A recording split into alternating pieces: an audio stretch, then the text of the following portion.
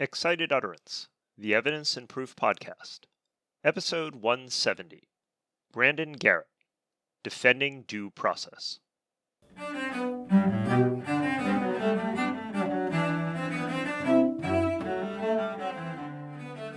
Welcome to Excited Utterance. I'm your host, Ed Chang from Vanderbilt Law School. Excited Utterance is your podcast for cutting-edge scholarship and developments in the world of evidence. We bring virtual workshops to you throughout the academic year. This week, we talk to frequent Excited Utterance guest, Brandon Garrett. Brandon is the David Eichel Distinguished Professor of Law at Duke University and director of the Wilson Center for Science and Justice. He writes and teaches in the areas of evidence, forensic science, criminal law, and constitutional rights. Our podcast today features Brandon's new book, Defending Due Process: Why Fairness Matters in a Polarized World, which was published in March of this year by Polity Press. In it, Brandon argues why due process, things like fair notice, an opportunity to be heard, transparency, and reasoned and impartial decision-making, why all of these things matter now more than ever. He musters empirical evidence about public attitudes toward procedural fairness, shows how increased process can lower costs rather than raise costs in the long run, and exposes the dangers of dispensing with due process in the name of expediency. All the while, Brandon offers some heartbreaking stories, often of economically disadvantaged citizens who end up being caught in a web which is at times both frustrating and maddening. How can we recapture a sense of the importance of due process? And what does the emergence of new technologies like prediction algorithms mean for due process? My conversation with Brandon looks into these questions and more. Brandon, delighted to have you once again on Excited Utterance. Welcome. Thank you. It's great to be back. I'm excited to be here. I'm supposed to say that every time, right? I guess that's true. So, fascinating book about due process.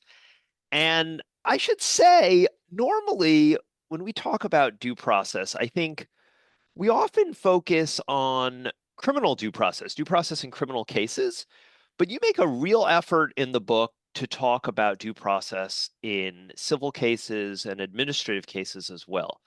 So I'm curious what got you thinking about due process in this broader way.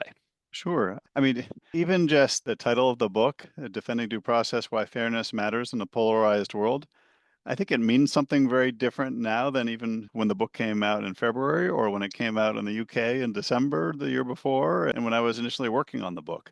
I was really hoping to encourage people to understand that procedural due process, fairness, but when it's the government acting on us, matters in lots of settings, both civil, criminal, low-level stuff, small claims courts, bail hearings, welfare hearings, administrative hearings, immigration hearings. It matters in all these contexts. It's really important in our lives. It's foundational, but it's something that isn't taught enough in law school anymore. And people kind of have taken it for granted in a lot of settings that, yeah, of course you're going to be given a fair shake if the government's trying to take away your liberty, your property. I don't think we take those things for granted anymore, and due process has become the topic of really national conversation. And there's been lots of like, well, yeah, what is due process? What does it mean type of coverage on the left, on the right? I wasn't expecting the book to be so timely or relevant. The goal was that because procedural due process seemed to be sort of a snoozer that people weren't talking about as much as I thought they should be, the goal was to revive interest.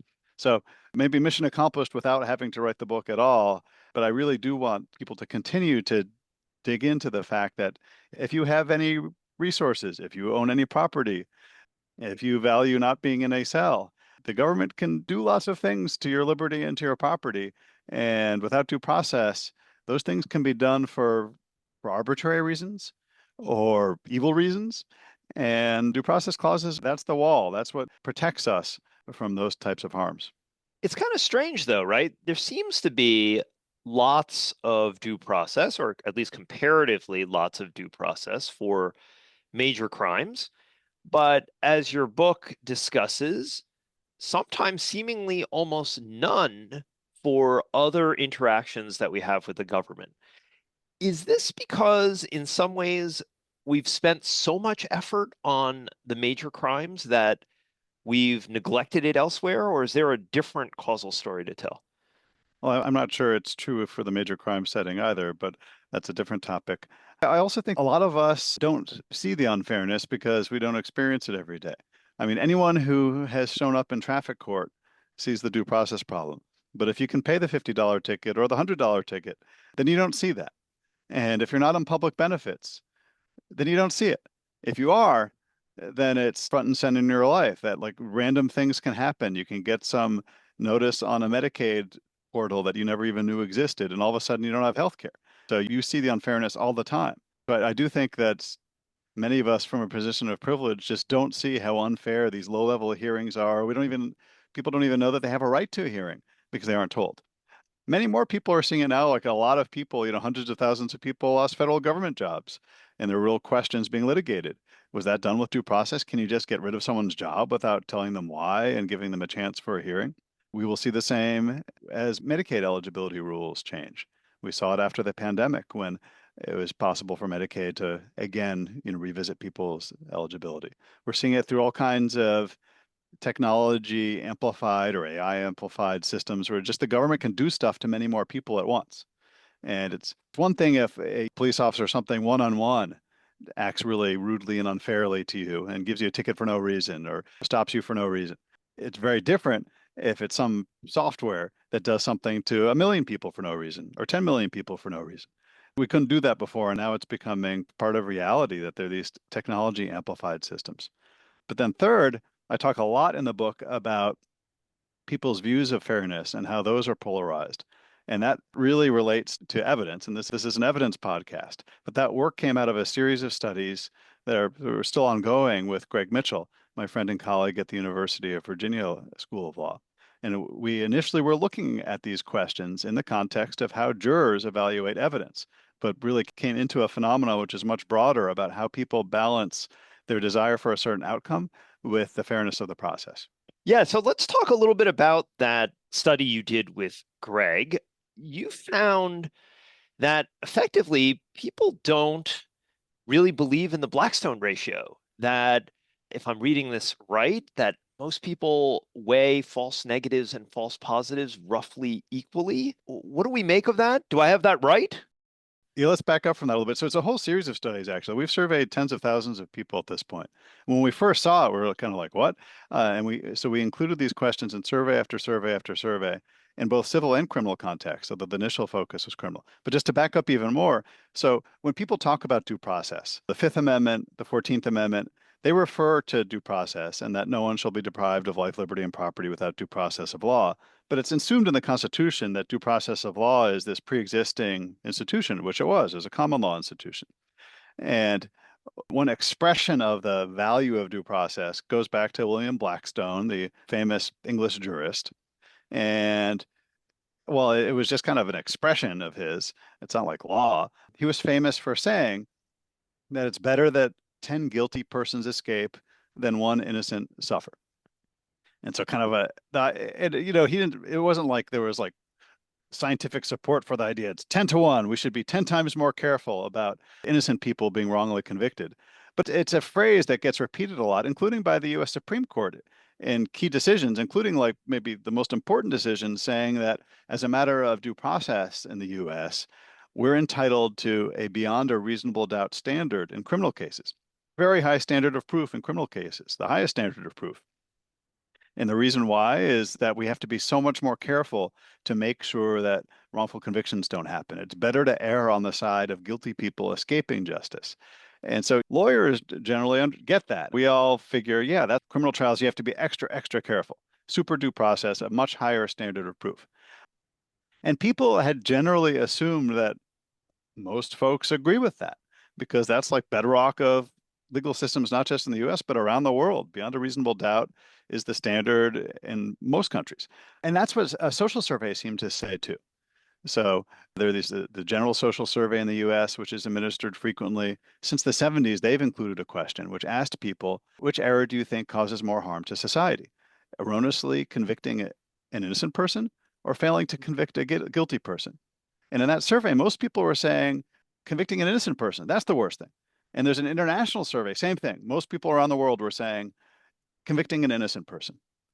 But when Greg Mitchell and I were looking at their data a little bit more carefully, we realized tons of people were saying that they couldn't answer the question.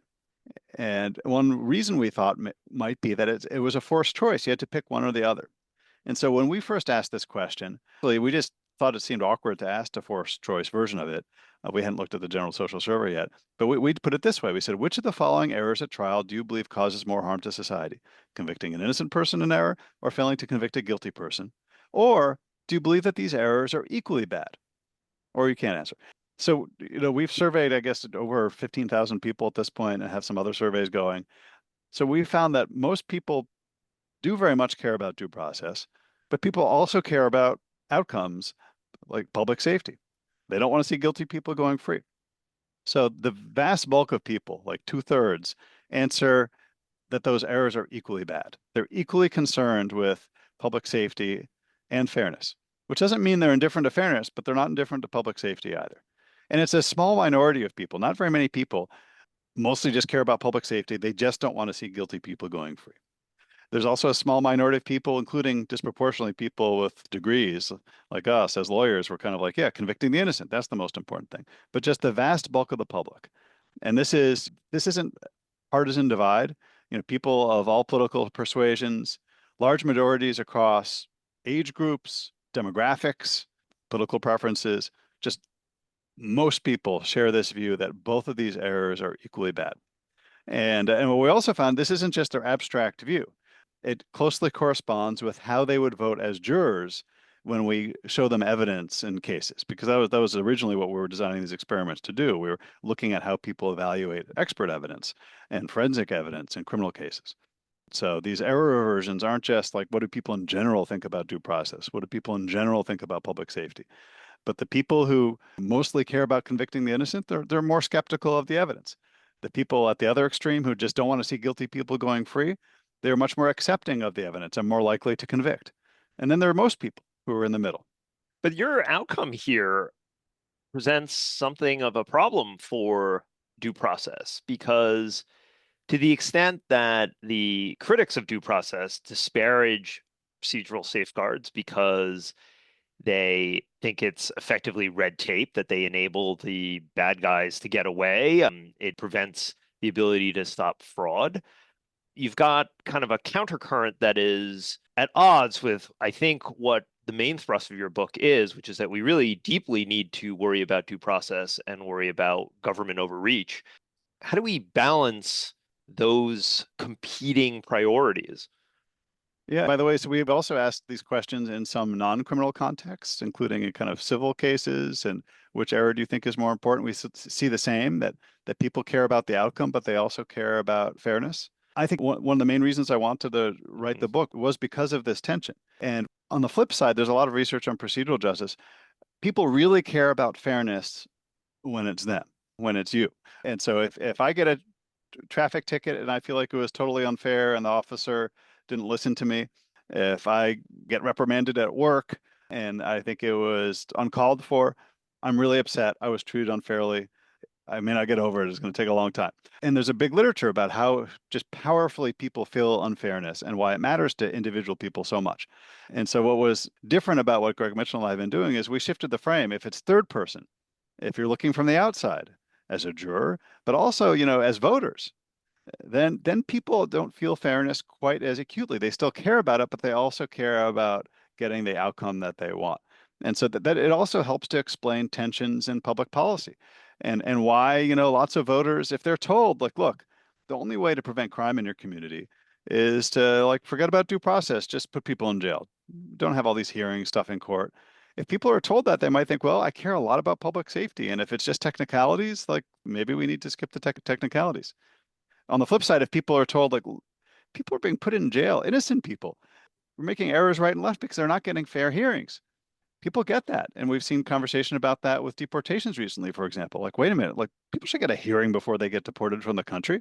We don't want dangerous people acting with impunity in this country who don't have a right to be here. But wait a minute, how about fairness? So people care about both of these values. And it's often a mistake to see them as a zero sum, where, wait a minute, the only way to get public safety is to have arbitrary government just throw people in prison with no trial, no hearing. But you could also see how, in a polarized climate, you can play off of people's deep concern for both of these values to say, look, no, no, no, it's zero sum. You can't have one if you have the other. And so, really, the whole goal of the book is to try to meet people where they are, which is that we care about fairness and we care about outcomes like public safety and other outcomes. You can't just tell people all you should care about is procedure because people fall asleep. Like, really, court procedure, how important is that? Yeah, a real thrust in the book is trying to disentangle the substance with the procedure. You have a number of truly outrageous stories about people's interaction with the government or various administrative agencies. And often I felt like the loss of procedural due process in those contexts was linked to substantive policy choices by policymakers. So, for example, you would suspect that policymakers trying to remove due process from something like welfare assistance do so because they don't really like the welfare benefits generally and just want to reduce it as a general matter. And it's the same with the inverse. Those who want a more generous welfare state would advocate for greater due process. And the trick here is to get people to disentangle those two. And that I take it your point is that we need to value due process regardless of what the underlying policy preferences are. You may want to have greater immigration enforcement, but that the due process remains important for everybody. Yeah, it's been interesting to see the unlikely bedfellows in different situations in recent years where due process issues have become pressing. Sometimes it does take some new unfair practice for people to realize, oh, wait a minute, due process really actually matters to us too. I mean, due process issues have been in the news every week these days. But in my book, I talked about the FBI, for example, and how they slowly, but eventually, surely came around on the idea that, including for due process reasons, they needed to do a substantial audit of old cases which had problematic forensics. But it took many, many years for them to come around to the idea that we need to do something to course correct on unfair use of forensics. But just in the last week, there's been a big letter from the FBI employees union saying, wait a minute, FBI officers are being dismissed without due process. They should get a hearing. There should be a fair procedure in place to make sure that, loyal employees aren't told you have to leave their job without being told why and a chance to contest it. We've seen that in local contexts with policing, where sometimes even actually the same policing groups that have said we shouldn't have bail hearings, we shouldn't be giving all this process to people who are arrested. But then when officers are dismissed based on, misconduct allegations or whatever the reason, wait a minute, no, we have to be given a hearing. You can't take away our job without giving us a fair hearing and a chance to defend ourselves. And I think those are all illustrations of how, yes, there should be hearings on all sides, whether it's the police officer accused of something or a police officer making an accusation against someone that they are arresting. And it benefits the system in a lot of different ways, including preventing errors and injustices, but also making the process more legitimate so that if someone really does lose their job or really is arrested, they understand that there was a reason for it and that judge or someone impartial looked at it carefully before going forward. It's obviously really hard to do justice to an entire book in this short podcast format, but before we conclude, I did want to turn back to a theme that you mentioned at the beginning, which is about the digital age and what you call in the book digital due process. Increasingly, we dump a lot of our decision making into algorithms and machines. And you talk about how there's a lot of lack of due process with regard to these algorithms and AI. Is the problem there that there is no human, or is it that, at least so far, the algorithms have been strikingly bad, that they make really inane choices and then we seem to be stuck in a place where we can't seem to get out of it, and you're living in an almost surreal environment where an algorithm is doing something really stupid and nobody can do anything about it. I guess I put it differently. So I talk in the book about glass box AI, that it's fine for, I think it can be a very good thing for the government to rely on data and rely on analytics. And, individual people, an individual police officer can be really biased or really good in the same way if they rely on facial recognition or some other technology. Might be really reliable and helpful, or it could be really error prone and hard to understand. But the most important thing in the legal system is you can't have due process if the government says, "Oh, yeah, we arrested you for a reason. It's because the AI said you did it." Or, yeah, we cut off your public benefits for a reason. It's because the AI said you did fraud. Or, yeah, we suspended you from your job as a public school teacher because the AI said you're a bad teacher. And if the person then wants to know, well, no, but why did the AI say I was a bad teacher? Why did the AI say my face was at the crime scene? Why did the AI say I engaged in welfare fraud? I don't have any income. I meet the criteria. Nothing's changed. And if the government says, well, I don't know, it's AI, then you can't have due process. It would be the same way if a government official said, I'm arresting you because I'm arresting you, and you're fired because I feel like firing you. It would just be arbitrary.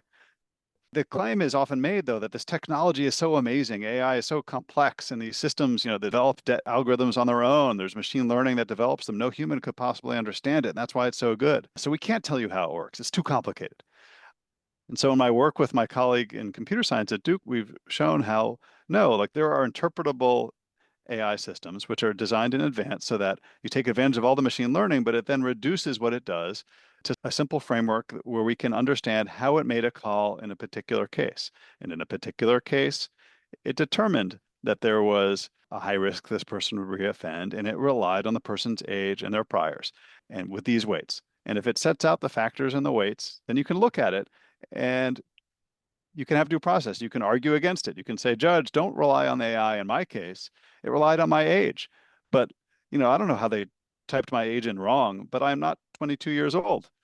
I haven't been 22 years old for a long, long time. It got my age wrong. I'm actually not high risk. You can contest it if you know what it's relying on.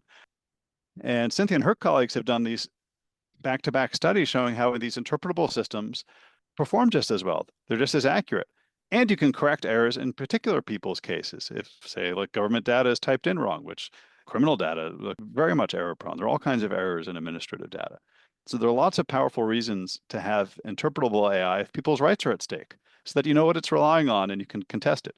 It might be fine to get movie recommendations or have ChatGPT write you a poem and you don't care how it works. If you like the poem, then I don't know, then you read the poem to your friends. If you like the movies, then you watch them and you keep using it. But if it's being used in the justice system, it should be interpretable AI. And unfortunately, jurisdictions have not been insisting on it, and they've often bought into these systems without knowing themselves even how they work. And that's a really big problem. I love this idea of the glass box. And beyond that, this idea that it's the same values of transparency and reasoned decision making that we've always had. Even if we had a perfect judge, we wouldn't want that perfect judge to say, I've decided this way because I've decided this way. You still want that judge to say something. And in fact, I think we're willing to sacrifice some of the accuracy for the transparency and the fairness of being told what the reasons are. Yeah, I mean, we teach evidence. We can't have an expert say, I'm an expert because I always get it right. And in this case, what I'm telling you is that's really a Van Gogh, or the car had a defect because I'm right. We'd say, no, no, no, you actually have to detail your reasons, the research that it was based on. You actually have to tell us what the support is. We can't just take your word that you thumbs up, thumbs down, you're an expert, you made a decision. What if the expert relied on AI and says, I used AI and it told me that the painting was a Van Gogh or the car was defective? That doesn't change anything. You still need to know, well, wait a minute. Well, okay, then how do we know that the AI correctly told you that the painting was a Van Gogh or that the car was defective? We can't just accept the black box of your head, and we can't accept the black box of this AI system. Well, Brandon, thanks for taking the time to talk to us about due process, or in fact, as the title of your book suggests, defending due process. Always a pleasure to have you on Excited Utterance. Thank you. Due process, of course, is more often associated with procedure, criminal and civil procedure, than it is with evidence. But Brandon's book certainly shows why procedure and due process always have an important role to play in any discussion about proof. Proper notice and an opportunity to challenge adverse governmental actions are not only important for dignitary and fairness reasons, they're also important for accurate outcomes. And nothing quite delegitimizes a legal system as do outrageously inaccurate outcomes, some of which show up among the colorful anecdotes that Brandon shares in his book. But as our discussion noted, due process is always about balance. Procedural safeguards are not free, and while some amount of process is critical, it's not always the case that more is better. And as Brandon and Greg Mitchell's study showed, there seems to be considerable consensus among the public that convicting the guilty is just as important as exonerating the innocent. Unlike us lawyers, who really seem to like Blackstone's ratio of 10-1 or something approximating it, the modal ratio out there seems to be more like 1-1. Finally, I want to return to the subtitle of Brandon's book, Why Fairness Matters in a Polarized World. Now more than ever, ensuring fairness and equal treatment is important, regardless of whether we agree or support the underlying substantive policy. Due process is one place where all of us should be able to find consensus and solidarity in a politically polarized society. If the police are seizing property, then there needs to be consistent due process, regardless of the race of the person involved, their socioeconomic class, or the kind of property involved. We may like guns or we may dislike guns, but due process should be the same for guns as it is for cars and other personal property. Yet, as Brandon's work suggests, it's easy to support due process when it comes to ourselves, and less so when it comes to other people. But that's an inclination toward inconsistency and selfishness that we should all work on. That's a place where we should appeal to the better angels of our nature. I'm delighted that Brandon has decided to take on the heady task of defending due process. I think his book and my conversation with him has given me a lot to think about, and I hope it has for you as well. Support for Excited Utterance is generously provided by Vanderbilt Law School's Brandstetter Litigation and Dispute Resolution Program, as well as the Texas A&M University School of Law. The associate producer is Alex Nunn, and the production editor is Anirudh Morella. Additional production assistance is provided by Lizzie Herrera, and background music is provided by Kirsten Castle-Greer, Felix Wong, and Alex Crew. I'm your host, Ed Chang, and I hope you'll join us again next time when we take on another new work in the world of evidence and proof.